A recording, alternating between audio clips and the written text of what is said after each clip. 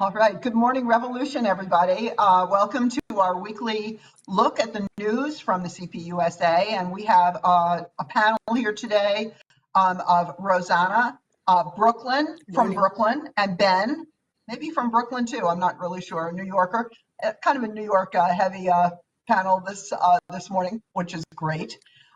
So welcome to all of you. We have a full schedule and kind of a lot of popular culture kind of concerns today. We're going to be talking about the Oscars, which was just last Monday, seems like a long time ago, but and then we're going to talk about the so-called TikTok ban law that was passed this week. And then I don't know if you heard, but Trump again vowed to cut Social Security and Medicare. And we'll talk about that a little bit and then follow up with our 2024 convention news and the People's World Fund Drive. So just to kick it off, we had the annual Oscars, the Academy Awards. And as always, I think as always in this program, there were a little bit of bumping up against the politics of the day. And one of the really striking things I'm sure you saw was the shout out to unions in the opening monologue that Jimmy Kimmel presented. Rosanna, you're in Los Angeles right now. Jimmy Kimmel says Hollywood is a union town. Would you agree with that? And do you think there was any change? There's been any change in working class consciousness on the part of these individuals? Most definitely. I think, definitely we are a union town. Hollywood and Los Angeles, that whole area, it's kind of, they mesh into each other.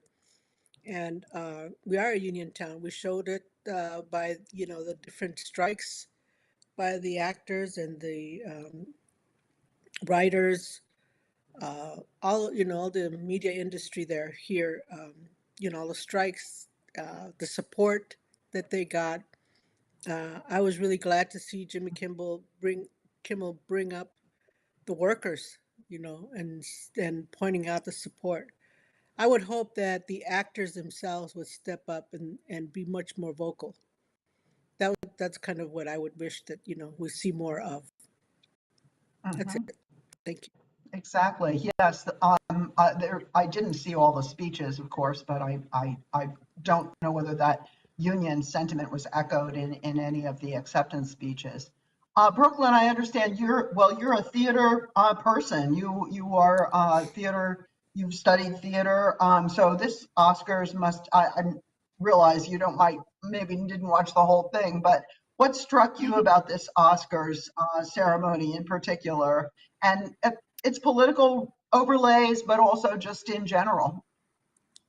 Yeah, I guess I would kind of agree with what Rosanna just said in that I think that actors and celebrities can be a little bit more vocal in taking political positions and political stances, whether it be about the strikes that are happening or whether it be about Palestine and the call for a ceasefire that's happening right now.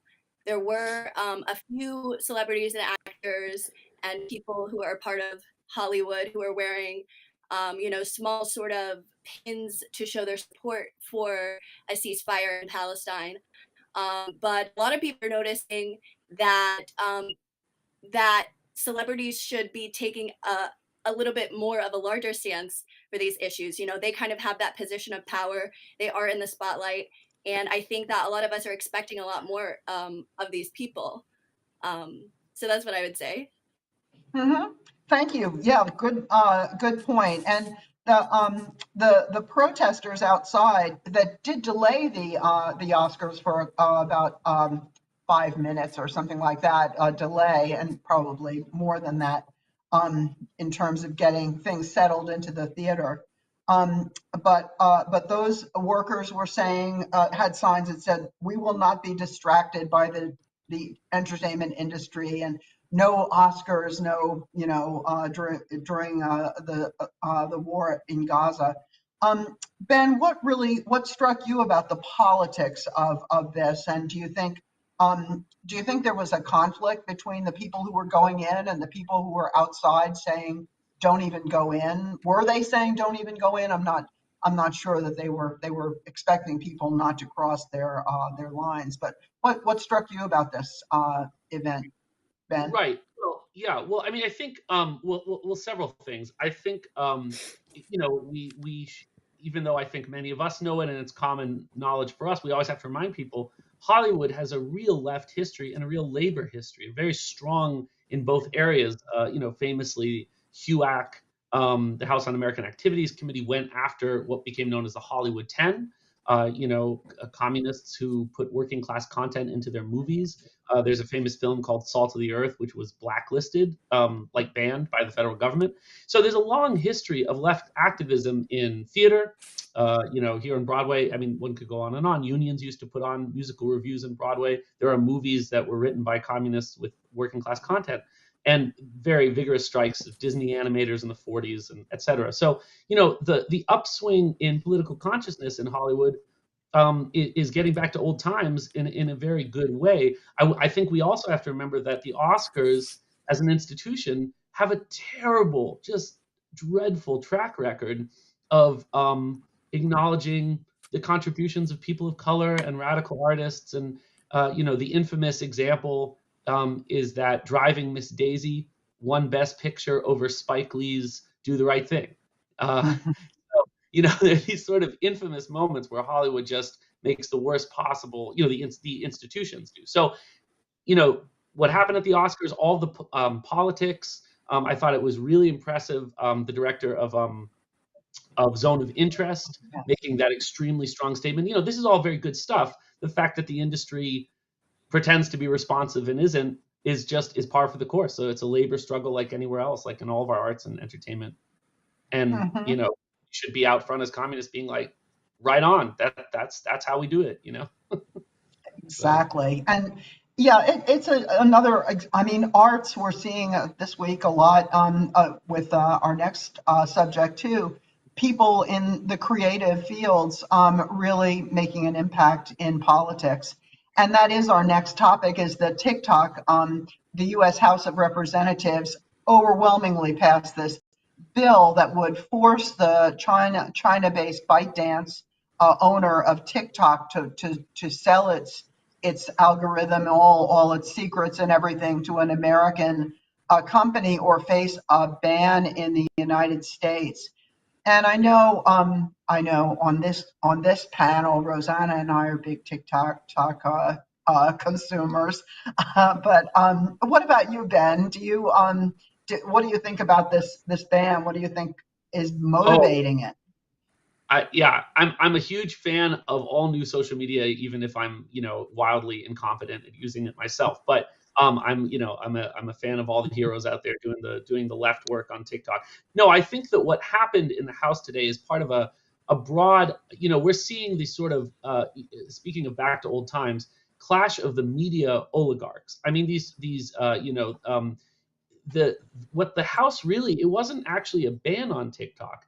It was demanding that TikTok be separated from the algorithm company.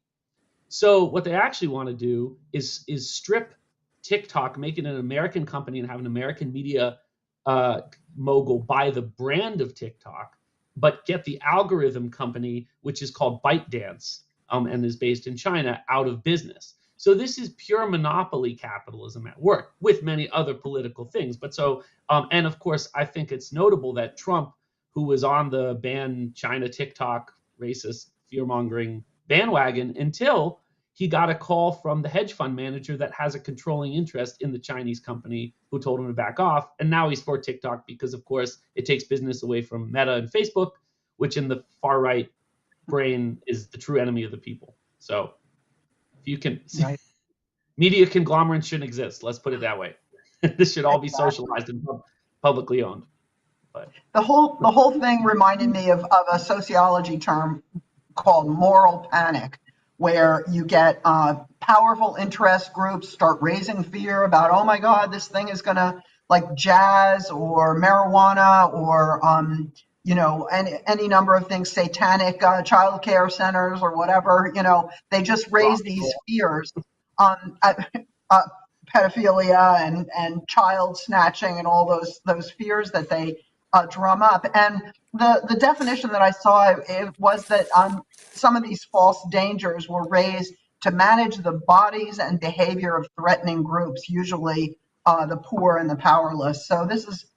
I just wonder, Rosanna, what do you think? Who do you think are the strong people behind the efforts to ban TikTok? Well, my feeling is because I am a big TikTok. I'm not a TikToker or influencer in any way. I do follow TikTok. I think it's the best platform to open up that has opened up the world to all of us. We're able to see what's happening throughout the world, uh, share in people's cultures, learn about people's cultures, share our children. People share the cute things their children do. They share their tragedies. They express their thinking. Uh, all of those things. It sort of unites the world. It helps us to see that we're all human in many ways. One of the things I was surprised is that 170 million people are on TikTok in the United States. Mm, That's over half of the population. Huge, huge. But I wow. think at the core is the fear of the mainstream media no longer being able to influence the people's thinking, because we Mm, now have an avenue that cannot be controlled by them, and so that we can immediately have access to any kind of news without it being censored in any way. That's, I think, at the core, that's what it mhm, is. They can no longer control the minds of people's thinking or ideas the way they used to before, and that's huge in our battle of ideas. It's huge to be able to defend the existence of TikTok the way it is, uh, mm, and understand its power. And I think that's what it is. They understand its power of influencing people's thinking. They can no longer manipulate our thinking, and and I think that's at the core of what's happening. That's a really good point. It's kind of the democracy of creativity. Anybody can make a TikTok. I remember studying Jamaican reggae music. The golden age of Jamaican reggae was in the late 60s. And it was a period of time when it was described that anybody could make a record. Anybody could go down and know how to, find a guy with a press and make a record. And they'd take a paper bag of 45 RPMs and sell them on the street. It was just like this democratization of creativity. And I think that's what's going on TikTok too. And Brooklyn, you would know because I think you've been involved in the YCL TikTok in New York. Could you tell us about your experiences and what you think about this whole controversy? Yeah, I mean, just starting off, I would say that social media in general, and especially TikTok, is a place that a lot of young people use not to just as a space to have fun and sort of engage with the trends and the dances and stuff, but it's also a place that we come to organize each other, to spread information, like you said, that's kind of uncensored, to document what's happening around us, and to educate each other. And that's something that here in the New York YCL, but we took on last year before our account actually got banned. We had made it to uh, maybe like 15,000 followers before it got taken down, but we're in the process of building it back up. Um, but yeah, it is a space that we use to educate each other, and it's kind of very concerning that it could be possibly taken away from us. Mhm. Specifically in the past couple months, it's a place that we've spread valuable information about the situation in Palestine. Palestinians on the ground use the app to document and show people around the world what's happening to them. Popular creators such as Bisan and Motaz have become very valued by people on the internet, and we really look to them and use the app to communicate with each other. So this is definitely Mhm. an important issue for us. Thank you, Brooklyn. Yeah, I think you're absolutely right. And the political fallout of this is another issue. Ben, what about just to not really playing devil's advocate, but the concern that the moral panic, the people fomenting the moral panic say is that our data about us is going to be taken. And I personally have noticed on my TikTok feed, when I just go, like once I went to Arizona for a vacation, all of a sudden I started getting TikToks about Arizona politics. TikTok does seem to know where you are at all times. Does this give you any pause at all, Ben? What do you think? Well, this is, yeah, I mean, this is why I was sort of framing it. I think whenever there's a new technological breakthrough, right, like social media companies, services provide, or even the internet when it began, there's a moment where it becomes sort of, you could call like a new commons, a digital commons. And I think that's what was exciting about TikTok. It was also what used to be exciting about Facebook and Twitter. But in each of these cases, we see monopolies come in. So again, they're not trying to ban TikTok. They're trying to essentially seize the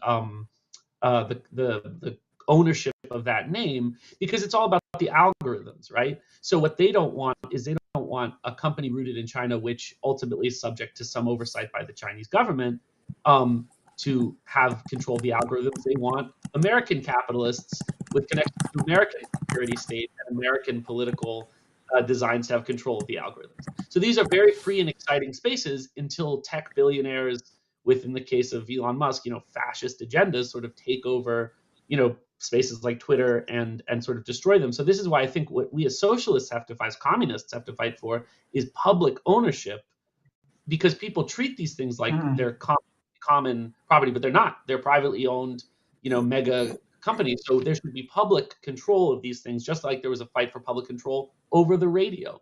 So it's wonderful, all this new creativity and all these things, but until we have the power to publicly oversee the algorithms, there's enormous problems built in with all this technology. So Ben calls for nationalization of TikTok right here. Oh, yeah. I'm with you. Well, Brooklyn, Anita, can I add? oh, sure. Go Can ahead, I add Rosanna. something to that? Yeah, I Yes. think we have to be very, very careful not to fall prey to that false narrative about our security and all that. Mhm.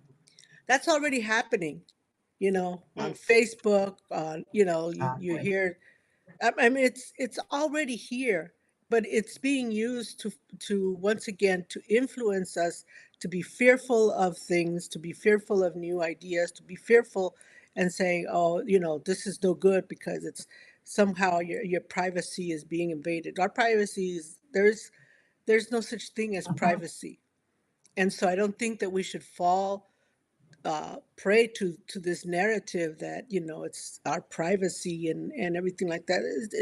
It's done. If you're on any kind of social media, even for a minute, if you're on the internet, it's all there.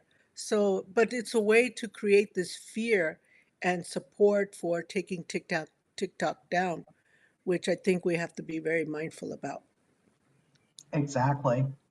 Well, one last question, Brooklyn. Do you think what do you think is the political fallout? Do you think young people aren't going to buy into this fear mongering that Rosanna was talking about, or are they? What do you think will be the fallout for? And especially since I guess Donald Trump has flip-flopped on this now and now says he's for TikTok. Maybe he's just pandering. What do you think? Yeah, I definitely don't think that young people are going to fall for it, even if it is taken away from us. We kind of recognize that everybody is trying to sell some sort of propaganda to us, or trying to control what the message that they want us to receive is. But I think that we can't really go back from the information that we've already learned from the app. We can't go back from the communities that we've already created, and the information and the spaces that we are already a part of. I think that if God forbid they take away TikTok from us, we will just find another space to organize and to educate each other. But I do think in regards to Trump's flopping on the issue, I think that that's a general conservative thing that's happening, where as before, we've seen a lot of conservatives kind of make fun of the Gen Z liberals on TikTok. They're kind of realizing the importance of using social media to spread their ideology. They have a lot of young conservatives of their own who probably use the app, and they're realizing that as well. I think that this entire issue really just brings to the forefront how important online organizing is. Definitely organizing offline is just as important, but the online space is definitely a realm that we should take seriously. Absolutely. I think there's I also oh, go ahead, Ben. Yeah, go. I was just going to say, propagandizing everywhere is what communists have always done in every media form. But I think the danger is there's nothing. I mean, if the bill passes the Senate, like in other words, if these aren't publicly controlled entities, then the extent to which you can sway the algorithms is controlled by right-wing moguls. So I think that it's the question of don't put all your eggs in one basket. Nothing can beat. In other words, and I liked what Brooklyn said about we'll find other places to organize. Well, exactly. So, working class people have to use all means available, but these things are not public spaces. And like what happened with Twitter, where people had online communities, they can be shut down at any moment if they're not publicly controlled. So that's all. It's really doesn't have anything to do with the First Amendment. There seems to be a lot of confusion about the First Amendment and these social media because they don't want Twitter and Facebook to do any content moderation. Apparently, Samuel Alito is against content moderation. They think that's a violation of free speech, but that's a private entity moderating content. This bill is the government taking away the freedom of speech of people. I don't know how this would really hold up in a just court given our Constitution, but that's neither here nor there. Any other last words on TikTok? Maybe we should all get on the platform this afternoon and while it's there. But I appreciate that there will be other possibilities. Well, let's move on to our third topic today, and that's Trump came out on CNBC the other day and admitted again, it's not the first time, that he really has in mind cutting Social Security and Medicare. I wondered, Rosanna, I wondered whether you heard this or whether you heard his denial about it. What do you think? Is you think Trump is lying when he says, "Oh no, I really want to protect Social Security and Medicare"? What do you think, Rosanna? Well, I mean, Trump over and over has proved that he lies about everything, and he sways back and forth, flip flops everywhere, looking for more support and trying to figure things out. But I think we need to take him seriously that he will do everything in his power to really see what's the benefit for him. If he can cut Social Security and make more money for himself, he'll do it. Whatever it is, because Trump is not about anyone else but Trump. He has proven that over and over and over again, and we have to believe it. That whatever he says, is either a lie or is just a way he's thinking that this is the way that will get him more support and ultimately put him in office. But the dangers, we have to really look at the dangers of him being in office, and for the people who don't have a voice. We have a voice. We're sitting here. We're okay. Uh, but there's a lot of people that don't have a voice that are going to suffer even more if he is That's right. allowed to become president. Very, Mhm. very seriously. We cannot just think of ourselves. We have to think of the whole world. The world even, because whatever happens in the United States has an impact throughout the world. So it's really about everyone else, not just our own self-interest. And we have to really look at that because this is really very serious. We cannot uh, look past anything but what's best for everyone in this world, Mhm. really. Exactly. Yeah, I think the cutting Social Security and Medicare are a long-term project of Republicans, and just like Trump gave them their overturning of Roe, he's going to give them this. And apparently, I didn't realize this, but every one of the budgets he presented to Congress had cuts in Social Security and Medicare. It's just every one of his budgets had that. So now he's pretending that he's for it. So And I think Ben, we have to oh, go ahead, Anita, Rosanna. we have to realize that this money is no one's money but our own money. Mhm. We have paid as workers, we have paid into this fund. So when we receive that money, it's because it's like putting it in a savings bank. It's our That's right. money. Nobody Hmm. has any right to it. And so I think, they make it seem like, oh, it's a handout, or it's what is that term Mm-mm. that they use? Some kind of a privilege or Entitlement. entitlement. It's not. We have earned this money. We have put into it. It's our money, Mhm. and nobody should be allowed to touch it. That's right. We've earned even more than that money, but some of that money was stolen by the capitalists who own the, Exactly. surplus value. But exactly. So Ben, what's your take on Social Security? Do you think this is an issue that will really appeal to even like young people, if you don't mind speaking for all young people? Well, Brooklyn can speak for all young people too. But Yeah, what I'm do you not think, young anymore. Ben? Brooklyn's not. No? Oh, could No, have fooled me. I think I've traded in my. Yeah, I know. I mean, it's just a shame that old people don't have to work till they're 90. I mean, what is Yeah. how will they learn stuff? No. Yeah, I think what there are sort of no words. Every language is bound by a certain vocabulary. Scumbag doesn't begin to sum up what Trump is, right? I mean, there's sort of no words for the sort of cretinous, and that's why I brought up the fact that he changed his tune on TikTok after having a meeting with the hedge fund manager. So basically, part of it is he's broke. He was never a billionaire, right? He was a pretendinaire or whatever, and he's broke because of the defamation lawsuit money that he's having to pay out. So he's going around looking for cash, and he'll take it from it. He's a completely, he's just a gun for hire for big capital. And I think it's worth remembering and emphasizing in this election, this idea that does get floated that somehow could be the peace candidate. It's like absolutely. So like Social Security, cutting Social Security and Medicare is just one example of how he's a gun for hire for the ultra right. And there's not a daylight of difference between him and the Heritage Foundation and all those ultra right think tanks. Remember, Trump was the guy who broke the short range ballistic missile treaty and put short range nuclear missiles on Russia's border, for instance, who said he would make the sands of Iran glow. He will do anything he is told by people whose capitalist interests, who will pay him money. So, the idea that he's somehow libertarian or somehow isolationist, I think is complete nonsense. And we see with the Social Security Medicare thing how he's just enforcing the far right agenda. So that's all.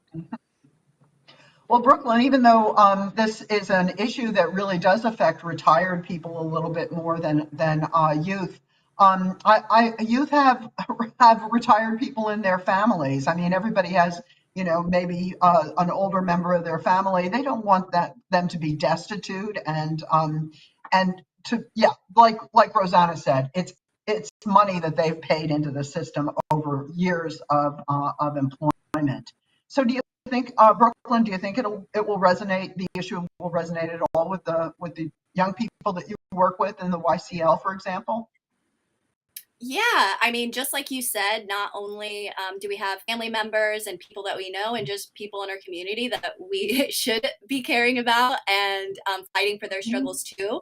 But also, I think right now, too, I think that people can care about this issue, but right now, an issue that I see among young people is not being able to visualize our futures. Right now, we are so caught up in the moment with so many different things that we can't even think about being an old person who might have to work for another 10, 20 years without any end in sight, which is kind of sad to think about. But I think that taking on these issues and beginning to piece together those visions of our future is definitely super important. Again, not only because we have people right now who need those benefits, but it could be us one day, and it should be us one day to be able to retire after we've lived the life of working and all of that.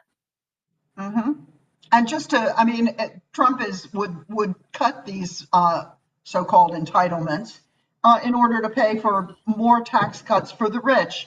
In effect, enabling billionaires to hoard even more billions of dollars. So it's just bad all around. Well, we don't have a mailbag question today, but we do have a new email, gmr@cpusa.org. If you have a mailbag question for us, or any comment or question that you have for Good Morning Revolution, we would love to hear from you at gmr@cpusa.org. And then I also wanted to mention our upcoming convention that's in 2024. It's kind of exciting, and we also have a PW fund drive going on. Rosanna, could you mention something about the convention that you're looking forward to in particular, our national convention in June? Well, I think this is going to be a very exciting convention. We have a lot of really great working class new members that are coming. We're going to be excited to meet everybody. Because of COVID, we've had very limited access to be able to just see and feel that community that we've been growing over the last 5 years since the last convention. So I think it is going to be really just an exciting time to just come together as a community, meet each other as partners in this goal of building a socialist society. So I think it's going to be very exciting. We would wish that everyone was able to attend, but unfortunately, because of finances, and we don't have corporate sponsorship, so you won't see any advertisements of any kind there. We have a limited space, so we are in the process right now of selecting delegates who will be able to attend. But I really want to emphasize that pre-convention discussion is really where the entire party, and even folks outside of the party, maybe our close friends, can share their insight about what they feel the direction of the nation is going, what are some of the ways that the party can contribute, and really submit. This is really the part where everyone participates. The convention is going to be a culmination of all of these discussions that we've had over the 4 months prior to the convention. So I would really encourage comrades and friends to submit their thinking to help really build a stronger, united front. So, you can submit your ideas, and we have some guidelines. You can go onto the website to look over the guidelines, and then the email is discussion@cpusa.org. Feel free to submit it. We do have we say a really strict rule of no personal attacks, because that's not constructive. We No. want constructive ideas based on your experience on the ground, in your home, in your job, in your community. All of those things. Those are what's matter, and those is what's going to bring about change in the long run. Exactly. Brooklyn, will you be, I know we haven't determined delegates to the convention yet, but are you looking forward to the convention and taking part in some way? Definitely. I am. Convention. Yes, it is. It is going to be my first convention. If I am one of the delegates who gets to go, I'm really excited to be there. And if I don't get to go, then I'm still excited about all of the conversation that's going to be brought there. I'm excited. I think that there's going to be some big discussions about YCL and young people in the party, and there's a lot of great issues that I think are being brought to the table, LGBT issues, women's issues, and I'm really excited for all of those things to be taken on more by everybody in the party. Me too. So, we want to have one word about the People's World Fund Drive.